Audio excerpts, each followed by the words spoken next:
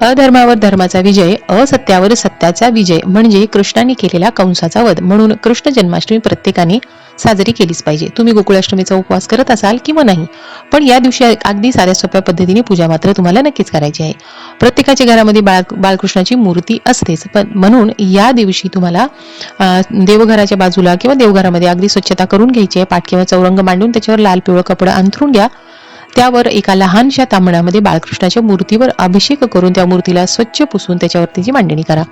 गंध, अक्षता, फूल वाहून तुम्हाला कापसाचं वस्त्र व्हायचं आहे. तुमच्याकडे काही मुकुट, अलंकार, बासुरी काय असेल, मोरपीस वगैरे ते सर्व तुम्हाला कृष्णाला अर्पण करायचं आहे. काही नसेल तर तुम्ही फक्त गंध, अक्षता, पुष्प अर्पण करून सुद्धा कृष्णाचा शृंगार करू शकता. आसनावरती बसायचं आहे. दिवा, उदबत्ती, कापूर लावून घ्या. नैवेद्यामध्ये खडीसाखर, लोणी साखर, फळ, काही सुकामेवा यापैकी तुमच्याकडे जे उपलब्ध आहे त्याचा नैवेद्य दाखवायचा आहे. पाळणा म्हणायचा आहे आणि पाळण्याचा व्हिडिओ माझ्या चॅनलवरती टाकला आहे. तुम्ही तो पाळण्याचा व्हिडिओ पाहू शकता. त्याच्यासोबत तुम्हाला आरती करायची आहे आणि याच सोबत ओम नमो भगवते वासुदेवाय या मंत्राचा फक्त 108 वेळा जप करा आणि अगदी साध्या सोप्या पद्धतीने कृष्ण जन्मोत्सव साजरा करा. व्हिडिओतली माहिती आवडली तर सबस्क्राईब करा.